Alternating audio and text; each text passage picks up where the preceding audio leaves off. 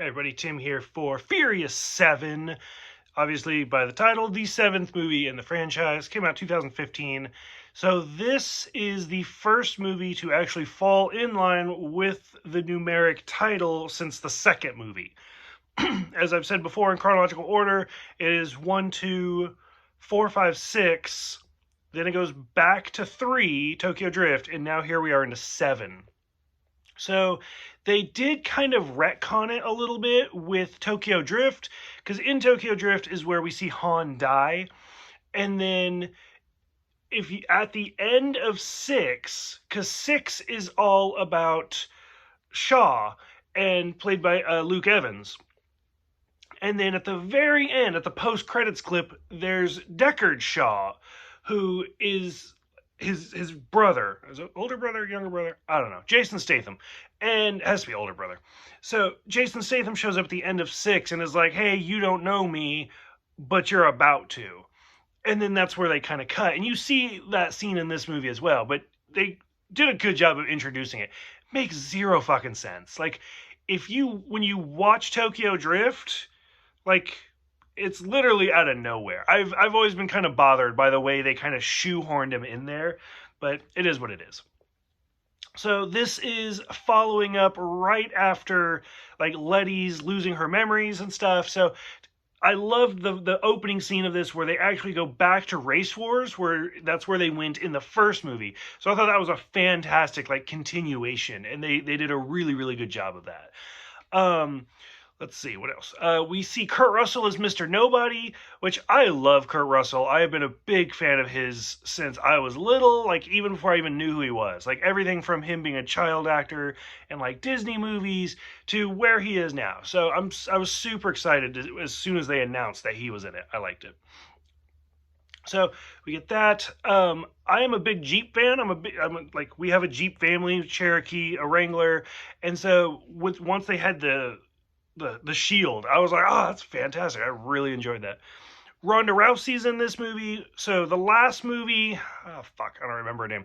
The MMA fighter who's in Mandalorian was in the last one, and then we get Ronda Rousey in this. Now, I watched this movie with Miranda. I thought Ronda Rousey was like a wrestler, just like The Rock is. And she is apparently an MMA fighter as well, which just kind of makes the scene where her and Michelle are fighting, or Letty are fighting, and I mean, Letty holds her own, but like in real life, like Ronda Rousey would just flip. So I really like that. So I've mentioned in other videos, like I'm really big into foreshadow. I think foreshadow is great, and not enough people do it or do it right. And this is the tiniest little nitpick. It's not even a nitpick. I was impressed. I really liked it. In the opening scene, when we see Paul Walker and the baby like chucks the car out the window, and Paul Walker's like, hey bud, like cars aren't meant to fly, like let's keep it in here. So every movie, they need to find a way to make it bigger and better and more actiony. And so I would love to have been in the writer's room where they're just like, hey, what if we take a car, drive it out the window into a building, but then wait, how do we go even further? Let's drop it into another building. Like, the only way they could have made it even more over the top is if they'd gone all the way down. Like, boop, boop. Okay, turn around. Boop, boop. And just keep going. But still, it was a little bit over the top, but it was really interesting, and I did like it. But that's where the foreshadow comes back, is as soon as, like, Dom and Brian like start driving out the building, that hey, cars aren't supposed to fly moment comes right back around. So it was really entertaining. I mean, you could tell these movies are so over the top, they're so not real, and then just to like, that's even more believable than the end scene where The Rock like flex and breaks the cast. The car in the building is more believable. How sad is that? But I mean, knowing The Rock, he actually made them break a cast. Overall, I would say I really enjoyed it. I had a lot of fun with it. It is very, very sad just knowing like all of the different things that kind of happened towards the end of the production for this movie. God, it's hard to talk about like Paul Walker's death, and especially in the opening scene where they're at Han's funeral and he's like, no more funerals. And that's it. Like there was the funeral, like during the making of this, and this is the last Paul Walker movie, so it's really sad.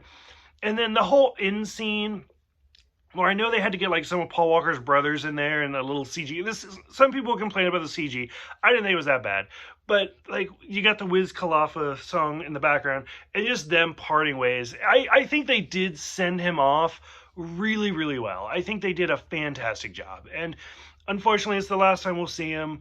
I don't know how they'll bring his sister back into the fold without talking about the kid and Brian, but it'll be interesting. So, curious what people thought of Furious 7. Thank you guys for watching. Thank you guys for subscribing. And I'll see you guys next time for Fate of the Furious.